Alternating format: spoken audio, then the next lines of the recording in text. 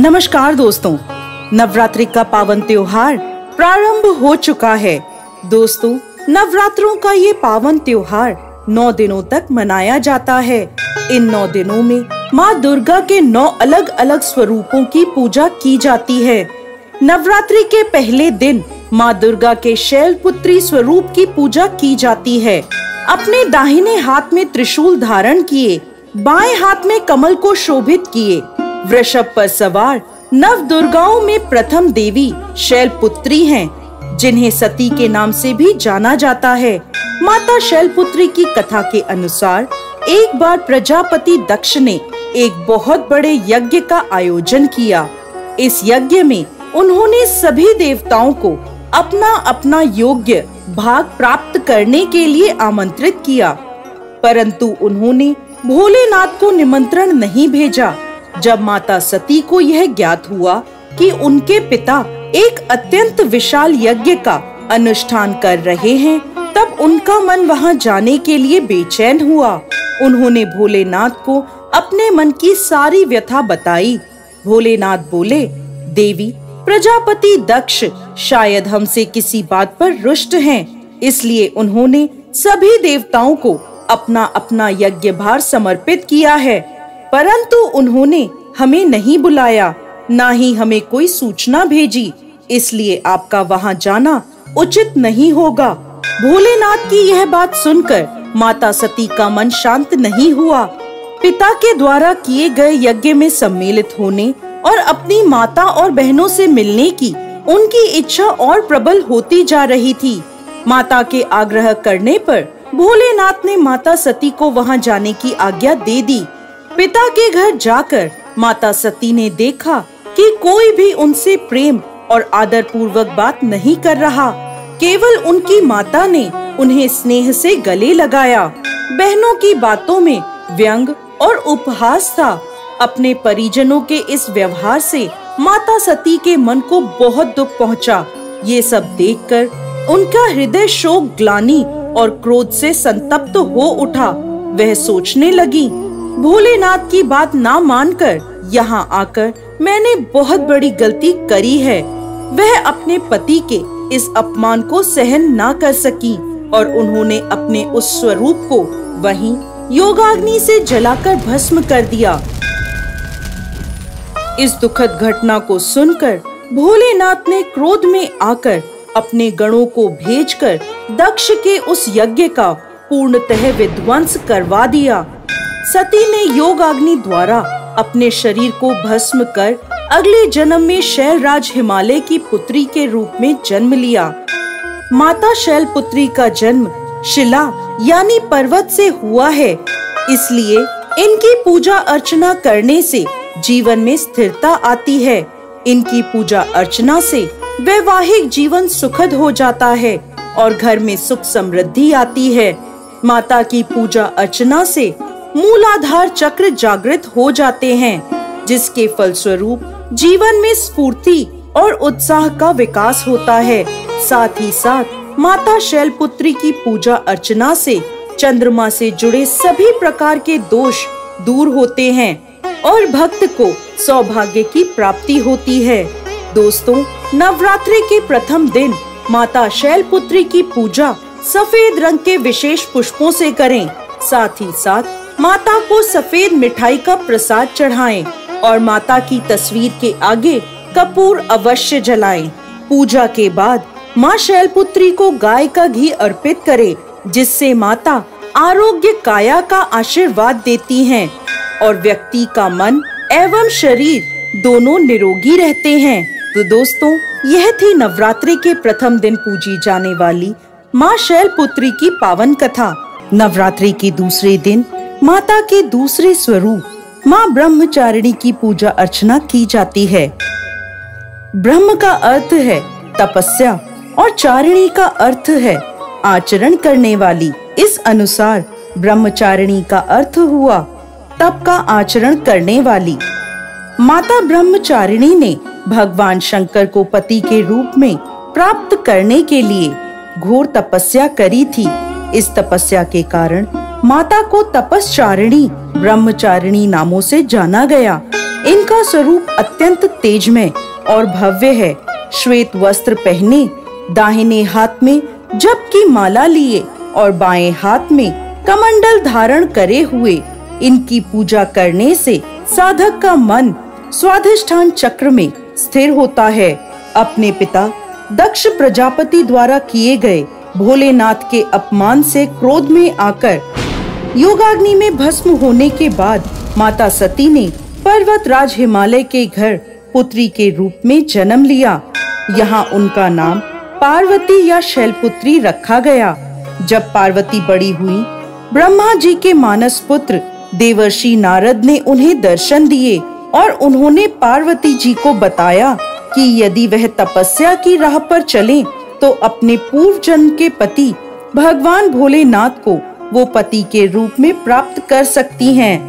नारद मुनि के उपदेशानुसार भोलेनाथ को पति के रूप में प्राप्त करने के लिए पार्वती जी ने घोर तपस्या करी। उन्होंने 1000 सालों तक केवल फल और फूल खाकर तपस्या करी, फिर 100 सालों तक केवल साग खाया। कठोर तप करते हुए माता ने खुले आकाश के नीचे बारिश, धूप और ठंड के भयानक कष्ट सहे। इतनी कठोर तपस्या करने के बाद 3000 सालों तक धरती पर गिरे हुए बील पत्रों को खाकर भोलेनाथ की पूजा अर्चना करी। फिर कुछ समय बाद उन्होंने वह बील पत्र खाना भी बंद कर दिया। इसके बाद हजारों सालों तक उन्होंने बिना कुछ खाए पिए कठोर तप किया। इस तपस्या के कारण देवी का शरीर दुबला पतला और शीर्ण हो गया। उनकी यह निर्बल दशा देखकर उनकी माता मैना को बहुत दुख हुआ। उनकी इस कठोर तपस्या को देख तीनों लोकों में हाहाकार मच गया। सभी देवता, ऋषि और पुण्य आत्माएं माता की तपस्या की प्रशंसा करने लगे। अंत में देवी के तप से प्रसन्न होकर ब्रह्मा जी उनके समक्ष प्रकट हुए और उनसे पूछने लगे, हे देवी, आज तक किसी ने भी इतनी कठोर तपस्या नहीं करी। ऐसी तपस्या केवल आप ही से संभव है। आपकी इस परम पवित्र और अलौकिक तपस्या की चर्चा चारों दिशाओं में हो रही है। आपकी मनोकामना अवश्य पूरी होगी। आपका विवाह भगवान शिव शंकर से ही होगा और वही आपको पति रूप में प्राप्त होंगे। अब आप इस तपस्या को खत्म करें और अपने घर लौट जाएं। आपके पिता आपको लेने आ रहे हैं। इसके बाद माता ने तपस्या खत्म करी और अपने पिता के साथ अपने घर लौट आईं। और कुछ समय बाद भोलेनाथ ने माता पार्वती को अपनी पत्नी के रूप में स्वीकार किया। लंबे समय तक कठोर तप करने के कारण ब्रह्मा जी ने माता पार्वती को नाम दिया ब्रह्मचारिणी। इस दिन विधि विधान से माँ ब्रह्मचारिणी की पूजा अर्चना करने से सभी मनोकामनाएं पूरी होती हैं और विशेष फल की प्राप्ति होती है। इनकी पूजा अर्चना से त्याग, संयम और सदाचार जैसे गुणों की प्राप्ति होती है। माँ ब्रह्मचारिणी की पूजा अर्चना से व्यक्ति को धैर्य प्राप्त होता है और विजय की प्राप्ति होती है। नवरात्रि के पावन पर्व के तीसरे दिन माता चंद्रघंटा के स्वरूप की पूजा अर्चना की जाती है। माँ चंद्रघंटा का यह स्वरूप शांतिदायक और कल्याणकारी है। मस्तक पर घंटे के आकार का चंद्र धारण किए, 9 भुजाओं में त्रिशूल, गदा, धनुष, तलवार, कमान, बाण और एक कमंडल धारण किए हुए और 10वें हाथ से भक्तों को आशीर्वाद देते हुए माता चंद्रघंटा सिंह पर सवार होती हैं। आदि शक्ति माँ भवानी अपने भक्तों के शत्रुओं के प्रति भयानक होती हैं। सती द्वारा स्वयं को पिता के यज्ञ में भस्म करने के बाद भगवान शिव शंकर सांसारिक मामलों से अलग हो गए थे और गहरे ध्यान लगाने और तपस्या करने के लिए पहाड़ों में जाकर बस गए थे। लेकिन सती के पुनर्जन्म में पार्वती द्वारा भगवान शिव को पाने के संकल्प को देखने के बाद भगवान शिव विवाह के लिए सहमत हो गए। विवाह के दिन भोलेनाथ एक विचित्र रूप में जुलूस के साथ राजा हिमालय के महल में पहुँचे। उनका पूरा शरीर राख से लिपटा हुआ था। उनकी बारात में भूत, सन्यासी, साधुगण और अघोरी शामिल थे। भगवान शिव और उनके विचित्र विवाह के ऐसे भयानक जुलूस को देखकर पार्वती जी की माँ और अन्य रिश्तेदार भयभीत हो गए थे। अपने परिवार और भगवान भोलेनाथ को शर्मिंदगी से बचाने के लिए माँ पार्वती ने खुद को एक भयानक रूप में बदल लिया और वह रूप है चंद्रघंटा माता का। इस रूप में उनका रंग सुनहरा था और उनकी 10 भुजाएं थीं। चंद्रघंटा के रूप में माँ पार्वती ने शिव भगवान से प्रार्थना की कि वह एक सुंदर राजकुमार का रूप धारण करें और अपनी शादी के जुलूस को भी बदल दें। इस प्रकार भगवान शिव सुंदर राजकुमार का रूप लेकर और उन्होंने अपने विवाह के जुलूस को भी बदल दिया। इसके बाद माता पार्वती का भोलेनाथ से बड़े ही धूमधाम के साथ विवाह हुआ। शिव विवाह के दिन को हर साल महाशिवरात्रि के रूप में मनाया जाता है। माता चंद्रघंटा की कृपा से भक्तों के सभी पाप, संकट और शारीरिक तथा मानसिक कष्ट दूर हो जाते हैं। शेर पे सवार होकर माँ चंद्रघंटा अपने भक्तों को उदारता का अनुभव कराती हैं। जो भक्त सच्चे मन से माता चंद्रघंटा की पूजा अर्चना करते हैं वो अपने चारों ओर दिव्य वैभव की आभा का अनुभव करते हैं। माँ चंद्रघंटा दुष्टों का विनाश करने के लिए तैयार रहती हैं। अपने भक्तों के लिए वह हमेशा दयालु माँ के रूप में प्रकट होती हैं। माँ चंद्रघंटा की पूजा अर्चना करने से भक्तों को मणिपुर चक्र अर्थात नाभि चक्र से जागृत होने वाली शक्तियाँ प्राप्त होती हैं तथा सांसारिक कष्टों से मुक्ति मिलती है। माता चंद्रघंटा को लाल रंग के विशेष पुष्प अर्पित करने चाहिए, लाल फल चढ़ाने चाहिए। माँ चंद्रघंटा की पूजा करते समय घंटी अवश्य बजानी चाहिए। माता को दूध या दूध से बनी चीजों का भोग अर्पित करना चाहिए। मखाने की खीर के भोग से माँ अति प्रसन्न होती हैं। नवरात्रि के चौथे दिन माँ कुष्मांडा की पूजा आराधना की जाती है।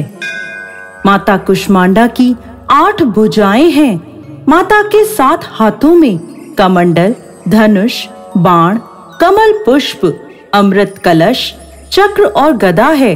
वहीं माता के 8वें हाथ में सभी निधियां और सिद्धियां देने वाली रुद्राक्ष की माला है। कुष्मांडा माँ शेर की सवारी करती हैं, जो भक्तों को निर्भयता का आभास कराता है।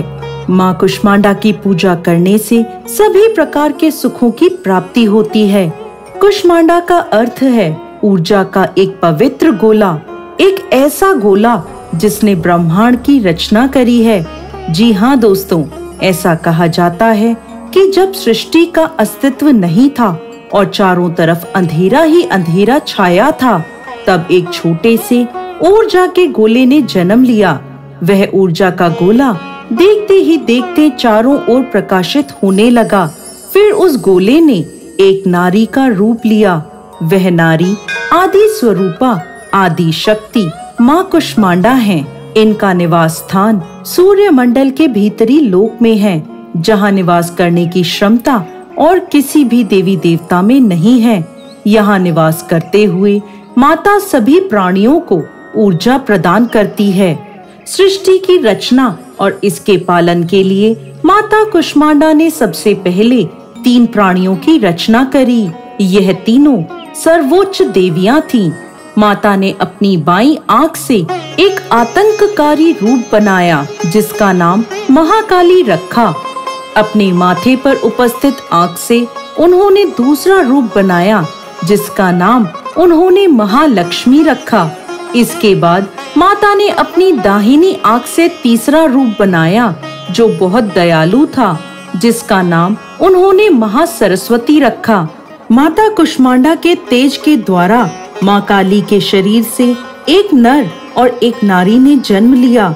नर को भगवान शिव का नाम दिया गया और वही नारी को सरस्वती नाम दिया गया। अब माँ कुष्मांडा की शक्ति और महालक्ष्मी माता के शरीर से एक नर और नारी ने जन्म लिया। नर को ब्रह्मा नाम दिया गया और नारी का नाम लक्ष्मी रखा गया। इसी प्रकार माता कुष्मांडा की शक्ति और माँ सरस्वती के शरीर से जो नर और नारी उत्पन्न हुए, उनका नाम विष्णु और शक्ति रखा गया। माता कुष्मांडा ने भगवान शिव को शक्ति ब्रह्मा जी को सरस्वती और विष्णु जी को लक्ष्मी पत्नी के रूप में प्रदान करे। इसके बाद माता कुष्मांडा ने स्वयं एक शक्ति और दिव्य ऊर्जा के रूप में सूर्य में प्रवेश किया। माता की पूजा अर्चना करने से भक्तों को समृद्धि, शक्तियाँ, सुख और मोक्ष प्राप्त होता है। माता अपने भक्तों की बीमारियां और परेशानियां उनके सभी कष्टों के साथ नष्ट कर देती हैं। नवरात्रि के 5वें दिन माँ दुर्गा के 5वें स्वरूप माँ स्कंद माता की पूजा की जाती है। स्कंद माता की कृपा से मूढ़ भी ज्ञानी हो जाते हैं। स्कंद भगवान भोलेनाथ और माता पार्वती के पुत्र कार्तिकेय का दूसरा नाम है। इस प्रकार स्कंद माता पार्वती जी का ही स्वरूप है। स्कंद माता के रूप में माता की 4 भुजाएं हैं। 2 भुजाओं में इन्होंने कमल पुष्प लिया हुआ है। एक भुजा वर मुद्रा में भक्तों को आशीर्वाद दे रही है और एक भुजा में माता ने कार्तिकेय को पकड़ा हुआ है। स्कंद माता की पौराणिक कथा के अनुसार एक राक्षस था, तारकासुर, जिसने ब्रह्मा जी को प्रसन्न करने के लिए कठोर तप किया। उसके तप से प्रसन्न होकर ब्रह्मा जी उसके सामने प्रकट हुए और उसे मनवांछित वर मांगने को कहा। तब तारकासुर ने ब्रह्मा जी से अमर होने का वरदान मांगा। ब्रह्मा जी उसे समझाने लगे कि जिसका जन्म हुआ है उसकी मृत्यु निश्चित है। यह सुनकर वो सोचने लगा कि भोलेनाथ का विवाह तो कभी नहीं होगा, इसलिए उसने ब्रह्मा जी से कहा कि उसे वरदान दें कि उसकी मृत्यु केवल भोलेनाथ के पुत्र के द्वारा हो। ब्रह्मा जी से ऐसा वरदान प्राप्त करके वह अत्याचारी बन गया। सभी देवता तारकासुर के अत्याचार से परेशान होकर भोलेनाथ की शरण में गए और उनसे तारकासुर से मुक्ति पाने की प्रार्थना करने लगे।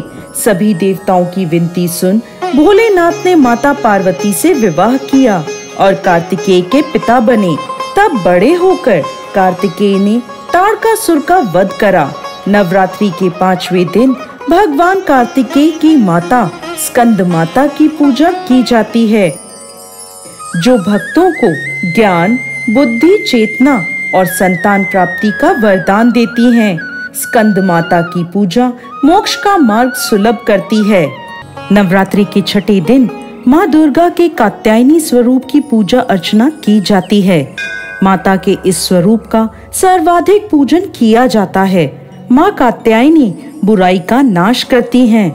जो व्यक्ति माँ कात्यायनी की पूजा अर्चना करता है वह बौद्धिक रूप से संपन्न, संवेदनशील और तेज दिमाग का व्यक्ति होता है।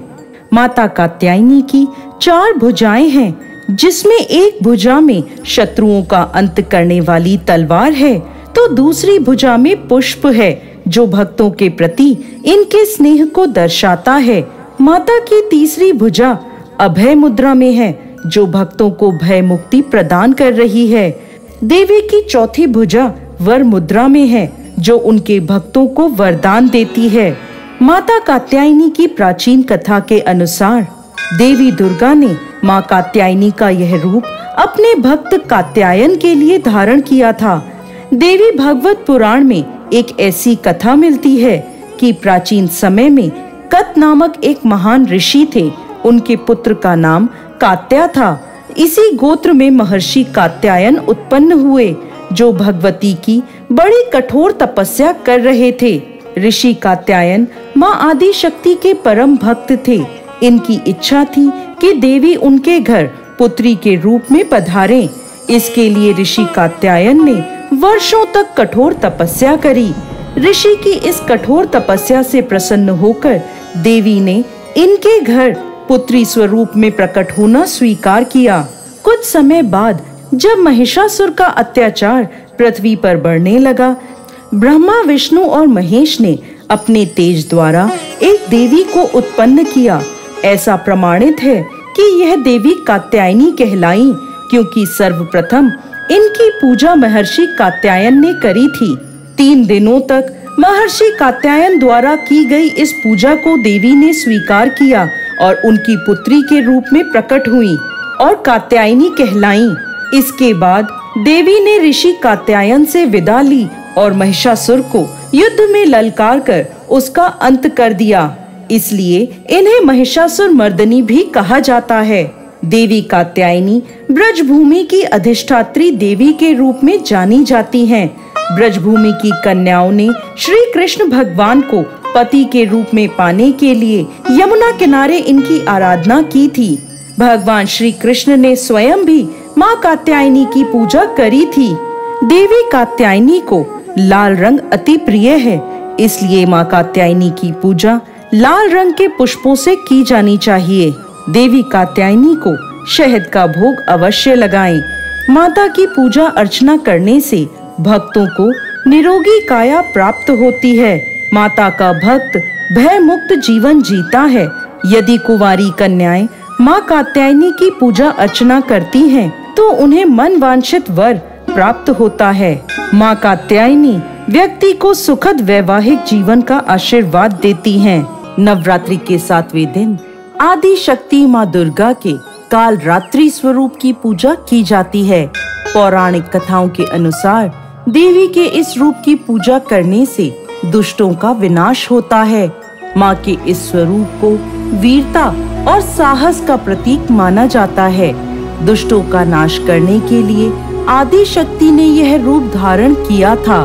भक्तों के लिए माँ कालरात्रि हमेशा शुभ फल देने वाली हैं। इस कारण माँ का नाम शुभांकरी भी है। ऐसी मान्यता है कि माँ कालरात्रि की कृपा से भक्त हमेशा भय मुक्त रहते हैं। उसे अग्नि भय, जल भय, शत्रु भय, रात्रि भय आदि नहीं होता। कालरात्रि देवी का शरीर रात्रि के अंधकार की तरह काला है।